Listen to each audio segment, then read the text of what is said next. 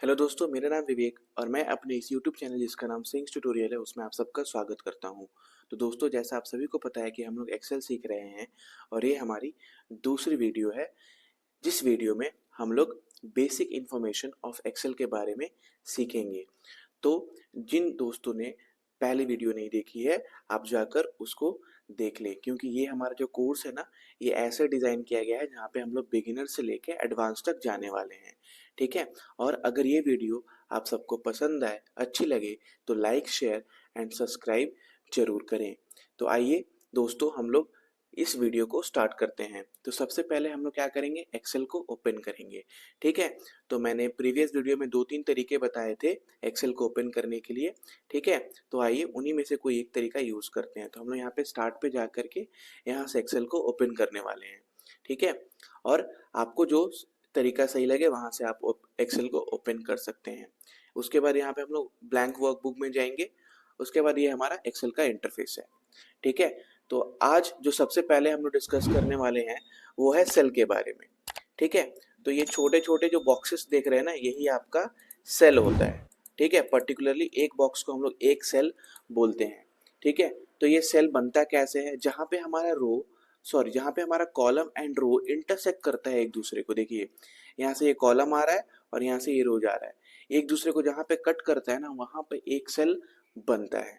ठीक है। और इसी सेल के अंदर हम लोग क्या करते हैं, अपने डेटा को एंट्री करते हैं। ठीक है।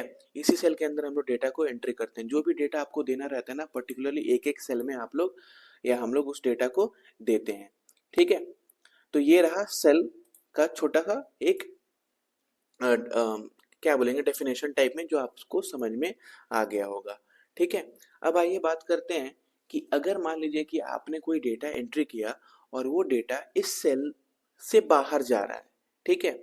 तो उस केस में आपको क्या करना है, पर्टिकुलरली उस सेल के साइज को इंक्रीज करना पड़ेगा, यानी उस कॉलम को इंक्रीज करना पड़ेगा। ठीक है। तो उस कॉलम को हम लोग कैसे इंक्रीज या डिक्रीज करेंगे वो सीखेंगे। मतलब हम लोग यहाँ पे कॉलम को भी इंक्रीज या डिक्रीज कर सकते हैं, इवन हम लोग अपने रो को भी इंक्रीज या डिक्रीज कर सकते हैं। ठीक है। जैसे इस केस में मैं क्या यहाँ पे कुछ डेटा लिखता हूँ।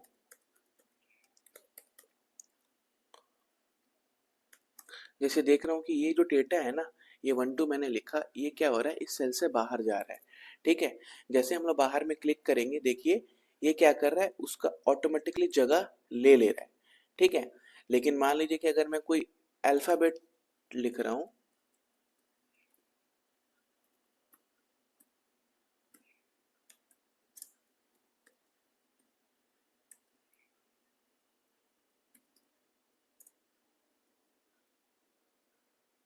देखिए जैसे मैं कोई अल्फाबेट लिख रहा हूँ, ये क्या हो रहा है, इस सेल के बाहर चल जा रहा है। ठीक है। तो मैं क्या करूंगा, इसको एडजस्ट करूंगा। ठीक है। इसको हम लोग डिलीट कर देते हैं। इसको मैं एडजस्ट करूंगा। देखिए यहाँ पे हम लोग ई के ऊपर जाएंगे और यहाँ पे जाते ही देखिए एक प्लस जैसा साइन दिखेगा, इस पे हम लोग क्या करना है, राइट क्लिक करना है। जैसे हम लोग सॉरी लेफ्ट क्लिक करना है। और जैसे ही हम लोग लेफ्ट क्लिक करेंगे, वहां पे एक पर्टिकुलर वैल्यू दिखाई दे रही है। ठीक है। 80 पिक्सल्स करके हमको क्या करना है, इसको इंक्रीज करना है। तो हम लोग बाहर के तरफ में जाएंगे, राइट हैंड साइड की तरफ में इसको ड्रैग करेंगे। और ड्रैग करने के बाद क्या करेंगे, क्लिक को छोड़ देंगे। जैसे क्लिक छोड़ेंगे, वो अपने आप एडजस्ट हो जाएगा। ठीक है। वो जो कॉलम का साइज है ना, वो अपने आप इंक्रीज हो जाएगा। ना केवल इंक्रीज, हम लोग क्या है, इसको डिक्रीज भी कर सकते हैं। डिक्रीज करने के लिए फिर से उसको उसके ऊपर क्लिक करेंगे और इनसाइड यानी लेफ्ट की तरफ में हम लोग उसको ट्रैक करके ले जाएंगे और देखेंगे कि वो अपने आप छोटा हो गया। ठीक है। जैसे ही हम लोग क्लिक हटाएंगे, वो अपने आप छोटा हो जाएगा। ठीक है। तो ये हो गया एक पर्टिकुलर तरीका। उसके बाद मान लीजिए कि हमको ये ड्रैग नहीं करना है, तो हम क्या कर सकते हैं, हम इजीली उसके ऊपर जाएंगे। जैसे ही वो प्लस का साइन जैसा आइकन शो होगा, हम लोग उसके ऊपर क्या करेंगे, डबल 2 बार क्या करेंगे, लेफ्ट क्लिक करने वाले हैं। तो जैसे ही हम लोग 2 बार लेफ्ट क्लिक करेंगे, ऑटोमेटिकली आपका जितना डेटा होगा ना, जैसे मान लीजिए कि मेरा डेटा इतना दूर में था, वो क्या करेगा, अपना स्पेस उतना बना लेगा। ठीक है। अगर मान लीजिए इससे भी बड़ा आपका डेटा होता है, ठीक है, तो वो ऑटोमेटिकली क्या करेगा, जैसे हम लोग वहां पे जाके डबल क्लिक करने वाले हैं, वो उतना स्पेस बना लेने वाला है। जैसे मान लीजिए कि यहाँ पे हम लोग इसको छोटा कर देते हैं। ठीक है। मेरे को पर्टिकुलरली इतना ही जगह चाहिए, तो क्या करेंगे हम लोग, यहाँ पे जाके ऊपर जाके डबल क्लिक जैसे ही करेंगे, वो ऑटोमेटिकली देखिए जितना दूर में वो डेटा लिखा हुआ था उतना ही जगह बाय डिफ़ॉल्ट वो ले लेगा, ठीक है? तो एक्सेल हमारा इतना स्मार्ट है ना कि हमारे जो कॉम्प्लिकेटेड जो चीज़ है ना उसको ईज़ी तरीके से शो करके हमारे सामने रखता है, ठीक है? अब आइए हम लोग रो को रो से पहले हम लोग अगर मल्टीपल कॉलम्स अगर मेरे को दिया रहा, ठीक है, मल्टीपल्स कॉलम के साइज को इंक्रीज या डिक्रीज करना रहा तो वो कैसे करेंगे, आइए देखते हैं। तो एक साथ हम लोग क्या कर सकते हैं दोस्तों, बहुत सारे कॉलम्स के साइज को इंक्रीज या डिक्रीज भी कर सकते हैं। उसके लिए हमको क्या करना पड़ेगा, मल्टीपल कॉलम सिलेक्ट करना पड़ेगा, ठीक है। आप एक कोई भी कॉलम सिलेक्ट करके शिफ्ट प्रेस करके आप जहाँ तक आपको सिलेक्ट करना है वहाँ तक आप उसके ऊपर जाके क्लिक कर सकते हैं। जैसे क्लिक करेंगे देखेंगे हमारा ये जी से लेके एम तक सारे कॉलम्स क्या हो गए, सिलेक्ट हो गए।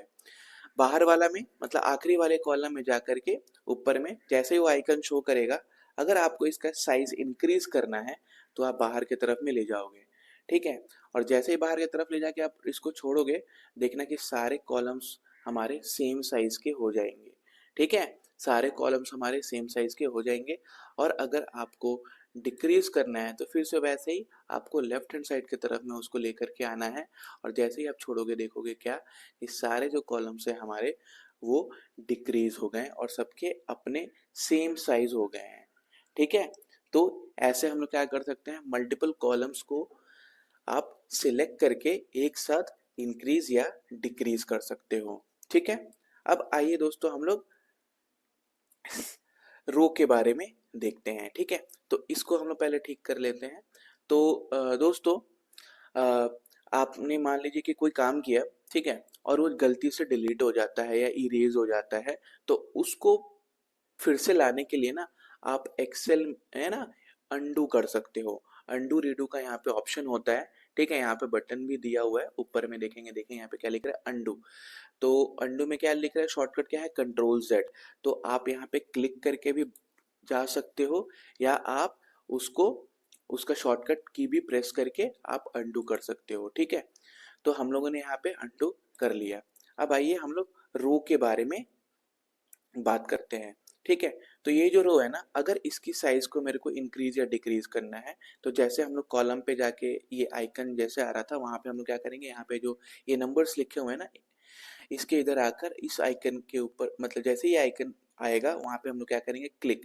क्लिक करने के बाद अगर आपको इसका सेल का सॉरी इस सेल का साइज यानी इस रो का साइज को इंक्रीज करना है तो आप नीचे की तरफ में इसको ट्रैक करोगे, ठीक है। जैसे ट्रैक करोगे और क्लिक छोड़ोगे देखना कि उसका साइज जो होगा ना, उस रो का साइज पर्टिकुलर उस रो का साइज क्या होगा, इंक्रीज हो गया होगा, ठीक है। और मान लीजिए कि मेरे को डिक्रीज करना है तो फिर से क्लिक करके अंदर की तरफ में मेरे को ले जाना है, देखिए। और मैंने क्या किया, उसको कुछ ज़्यादा ही डिक्रीज कर दिया यहाँ पे, ठीक है। तो होप आपको ये समझ में आ गया होगा। अगर हम बात करते हैं कि मल्टीपल रो को एक साथ सिलेक्ट करके उसके साइज को इंक्रीज या डिक्रीज करना, तो वो भी यहाँ पे हम लोग इजीली कर सकते हैं, ठीक है।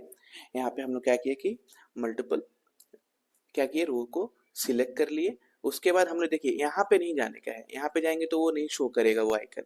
इसके ऊपर ही जा करके हम लोग को क्या करना है, अगर इंक्रीज करना है तो बाहर की तरफ और डिक्रीज करना है तो अंदर की तरफ। तो मैं भी क्या कर रहा हूँ, डिक्रीज कर रहा हूँ। जैसे इसको यहाँ पे छोड़ा देखो कि सारे हमारे जो रोज है ना उसके सेम साइज हो गए हुए हैं, ठीक है। सारे रो के हमारे सेम पर्टिकुलर साइज हो गए हुए हैं। अब हम लोग को क्या करना है, उसको थोड़ा बड़ा कर देना है। फिर से हम क्लिक करके इसको बाहर की तरफ में लाएंगे और जैसे मैं इसको छोड़ूंगा देखो सारे जो हमारे रोज थे ना वो इक्वल साइज में डिस्ट्रीब्यूट हो गए हैं, ठीक है। तो होप आपको ये रो एंड कॉलम के साइज को एडजस्ट करना आ गया होगा, ठीक है। अब आइए एक न्यू शीट ऐड करते हैं हम लोग। यहाँ पे जा करके हम लोग क्या करेंगे, न्यू शीट में क्लिक करेंगे और जैसे हम लोग क्लिक करेंगे आपका शीट 2 यहाँ पे ऐड हो जाएगा, ठीक है। यहाँ पे बाय डिफ़ॉल्ट एक ही शीट रहता है, ठीक है। अगर आप MS एक्सेल 2007 कर रहे हो वहाँ पे बाय डिफ़ॉल्ट 3 शीट पहले से ही अवेलेबल रहता है। तो ये हमारी कुछ बेसिक इन्फॉर्मेशन थी। हम लोग क्या कर रहे हैं, बेसिक से एडवांस की तरफ में जा रहे हैं ना, तो ये सब हमारे क्या हैं, फाउंडेशंस हैं, राइट। ये सब अगर आपको नहीं पता रहेगा ना तो आगे चल के आप कुछ भी नहीं समझ पाओगे एक्सेल में, ठीक है। तो जैसे कि मैंने प्रीवियस वीडियो में बोला था कि एक्सेल इतना स्मार्ट होता है ना दोस्तों, कि आप उसको एक छोटा सा हिंट दे दोगे ना, वो उस पे पूरा काम करके आपको शो करेगा, राइट। तो हम लोग जैसा 1 से लेके 10 तक अगर प्रिंट करना चाहें तो एक्सेल ईज़िली उसको शो कर देगा हमारे वर्कबुक में, ठीक है। तो जैसे मैं यहाँ पे 1 लिखता हूँ और यहाँ पे मैं 2 लिखता हूँ, ठीक है। 1 2 लिखने के बाद देखिए दोस्तों, एक्सेल क्या समझेगा कि जो यूजर ने है, पहले आपका क्या डाला, डेटा 1 डाला, दूसरा डेटा क्या डाला, 2 डाला, ठीक है। तो वो ये समझेगा कि वो एक का गैप दे के प्रिंट करने वाला है, ठीक है। तो इसको हम लोग कैसे शो करने वाले हैं, ठीक है। तो हम लोग क्या करेंगे, पहले 1 2 लिखने के बाद फर्स्ट सेल में जाने के बाद हम लोग क्या करेंगे, क्लिक करके नीचे आके दोनों सेल को सिलेक्ट कर लेंगे। सिलेक्ट करने के बाद यहाँ पे छोटी सी आइकन है, उस पे जाएंगे। जाते ही हमारा जो बड़ा प्लस होगा ना, छोटे प्लस में वो कन्वर्ट हो जाएगा। और जैसे ही वो कन्वर्ट होगा, हम लोग को क्या करना है, लेफ्ट क्लिक करके नीचे की तरफ में उसको ड्रैग करना है, ठीक है। जैसे ही आप ड्रैग करोगे, देखो कि एक एक करके वो आपका इंक्रीज होते जा रहा है, और जैसे ही आप उसको हट छोड़ोगे, आपका वो यहाँ पे शो कर देगा, ठीक है। यहाँ पे देखिए 1 से लेके हम लोग क्या किए, 10 तक प्रिंट कर दिए। ये 1 से लेके 10 का डेटा आपको शो कर रहा है। तो एक्सेल इतना स्मार्ट होता है ना कि वो इजीली कर सकता है। इसी तरीके से आप किसी का भी टेबल भी शो कर सकते हो, ठीक है। 2 का, 3 का, जिसका भी टेबल आपको प्रिंट करना है ना, फर्स्ट 2 डेटा आपको एंटर करना है। जैसे मैं 2 का टेबल अगर प्रिंट करने चाहा तो यहाँ पे 2 लिखा और नीचे में मैंने क्या लिख दिया, 4 लिखा, ठीक है। 2 4 लिखने के बाद मैं क्या किया, ऊपर में गया, क्लिक करके नीचे आया, ठीक है, ड्रैग करके, और उसके बाद मैं इसको क्या किया, नीचे तक ड्रैग कर दिया।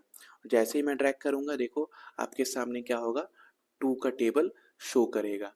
ना केवल यही, बल्कि हम लोग क्या कर सकते हैं, संडे मंडे इवन जनवरी फरवरी भी हम लोग यहाँ पे शो कर सकते हैं। तो अगर आपको संडे लिखना है तो आप सिर्फ SUN लिखोगे, ठीक है। उसके बाद क्या करोगे, यहाँ पे जाने के बाद आप नीचे जैसे ही ड्रैग करोगे ना, वो आपको पूरा संडे मंडे का शॉर्ट फॉर्म आपको शो करके यहाँ पे दे देगा, ठीक है। और आपको अगर जनवरी फरवरी लिखना है तो आप बस जैन लिख दो यहाँ पे। जैन लिखने के बाद बाहर क्लिक करो, फिर से उस पे जाओ, क्लिक करने के बाद आप ड्रैग करोगे ना, वो आपको पूरा यहाँ तक शो करके वो दे देने वाला है, ठीक है। तो यहाँ पे हम लोग क्या किए, सिर्फ शॉर्ट फॉर्म ही प्रिंट किए, राइट। ना केवल शॉर्ट फॉर्म, हम लोग इसका फुल फॉर्म भी हम लोग यहाँ पे शो कर सकते हैं, ठीक है।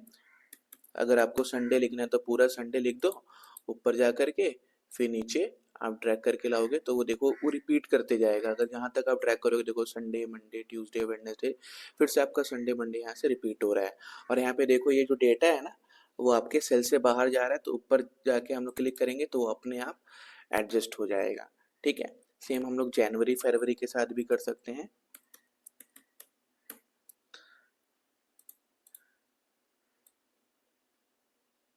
ठीक है।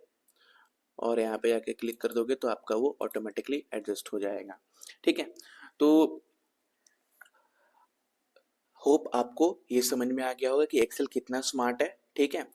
और एक चीज मैं बताना चाहता हूँ कि जैसे मान लीजिए कि यहाँ पे ट्यूसडे है और ये गलती से आपका डिलीट हो जाता है, राइट।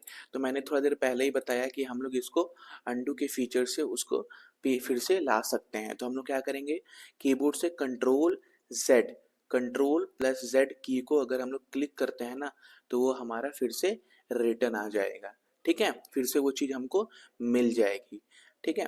और ना केवल सिर्फ एक स्टेप, जैसे मान लो कि मेरे से पहले ये डिलीट हो गया, फिर मेरे से ये यहाँ का ये डिलीट हो गया, ठीक है। अब मेरे को वो दोनों चाहिए, तो मैं क्या करूँगा, 2 बार कंट्रोल Z जैसे ही करूँगा ना, मेरे को वो दोनों चीज़ मिल जाएगा, ठीक है। तो ये एक्सेल में ये फीचर अवेलेबल है। तो आप लोग कैसे इसको ले सकते हो, कैसे ला सकते हो, प्रीवियस डेटा जो आपसे लॉस्ट हो गया होगा, कंट्रोल Z, ठीक है। और वो सिर्फ काम करते हुए ही आना आएगा, ठीक है। अगर आप सेव कर दिए, सेव करके बाहर चल गए और फिर आपको याद आता है, अरे नहीं मैंने तो वो चीज़ डिलीट कर दिया, फिर आप उस शीट को ओपन करके अगर कंट्रोल Z करोगे तो वो नहीं आने वाला है, ठीक है। तो आप जब एक पर्टिकुलर शीट पे काम कर रहे हो, उस समय ये गलती होती है, तो आप उस गलती को सुधार सकते हो, ठीक है। और एक बात है कि यहाँ पे अगर मान लीजिए कि मैं कुछ लिखता हूँ, ठीक है। और लिखने के बाद मैं क्या करता हूँ, एंटर मारता हूँ, ठीक है। तो मैंने यहाँ पे सिंग लिखा, सिंग लिखने के बाद एंटर मारा तो मैं नीचे आ गया, ठीक है। अगर मैं इसके ऊपर जाता हूँ और जैसे मान लो कि मैं यहाँ पे सिंग्स ट्यूटोरियल लिखने वाला हूँ, ठीक है, तो मैं क्या करूँगा, इसके बाद से स्पेलिंग जब लिखना चालू करूँगा या फिर से इस पे लिखना चालू करूँगा ना, जैसे ट्यूटोरियल अगर मैं लिखता हूँ तो देखेंगे बच्चों क्या दोस्तों कि यहाँ पे देखो जैसे ही मैं ट्यूटोरियल लिखने गया ना, मेरा जो पहले वाला डेटा था ना वो लॉस्ट हो गया, ठीक है। तो वो क्यों हुआ, क्योंकि अगर मान लो कि मैं कोई भी डेटा के ऊपर जाता हूँ ना, तो वो मेरे को एडिट करने का परमिशन अभी नहीं दे रहा है। एडिट करने के लिए हम लोग क्या करेंगे, उसके ऊपर जा करके 2 बार क्लिक करेंगे। जैसे ही 2 बार क्लिक करेंगे, वो डेटा हमको वहाँ पे हम लोग उस डेटा में एडिट कर सकते हैं। लेकिन अगर आप डायरेक्ट उस पे कुछ लिखते हो ना, अगर आप वहाँ पे डायरेक्ट कुछ लिखते हो, तो वो क्या होगा ना, वो पर्टिकुलरली प्रीवियस डेटा को हटा करके अभी जो डेटा आप उस पे इंसर्ट कर रहे हो ना, उसको रख लेगा, ठीक है। तो यहाँ पे जैसे 16 था तो हम लोग उसको 16 कर देंगे, ठीक है। तो अगर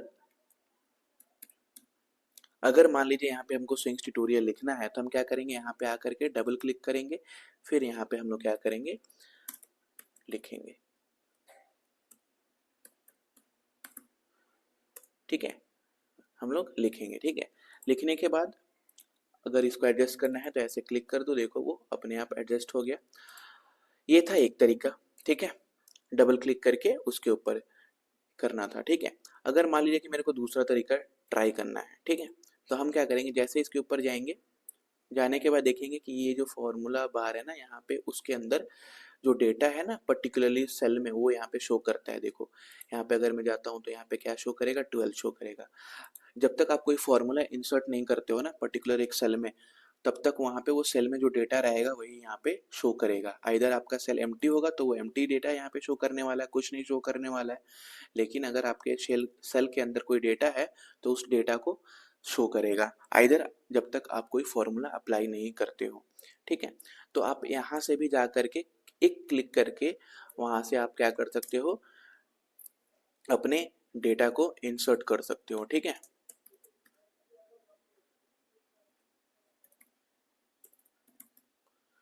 ठीक है, और जैसे एंटर मारोगे आपका वो स्पेलिंग यहाँ पे एरर हो गया,